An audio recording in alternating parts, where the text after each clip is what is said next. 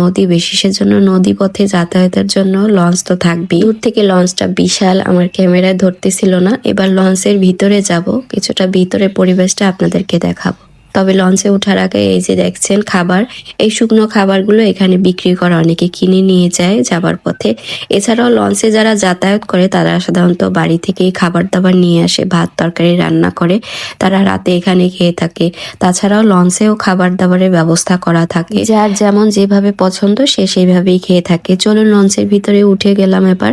এই যে লঞ্চের কেবিন গুলো দেখা যাচ্ছে, ডিম বিক্রি করতেছে এইদিকে, তো বিভিন্ন ধরনের খাবার বিক্রি করতেছে। এই যে কেবিনের পাশে আবার যে জায়গাটুকু ফাঁকা রয়েছে, সেই ফাঁকা জায়গাও দেখলাম বিছানা পাতা, কারণ এইখানেও যখন বেশি লোক হয় এখানে বসেও অনেকে যাতায়াত করে। তো এইদিকে দাঁড়িয়েছিলাম একটু, আর এমন সময় একজন মহিলা এসে টাকা চাচ্ছিল, তো ছিল ব্যাগে খুচরো টাকা, সেজন্য দিয়ে দিলাম তাকে। এখানে যে সামনে চেয়ারগুলো পাতা রয়েছে, এখানে বসে সুন্দর করে নদীটা উপভোগ করতে পারবেন, এত সুন্দর করে চেয়ারগুলো রয়েছে। আর নদীটা দেখতে খুব ভালো লাগছিল এখানে বসে।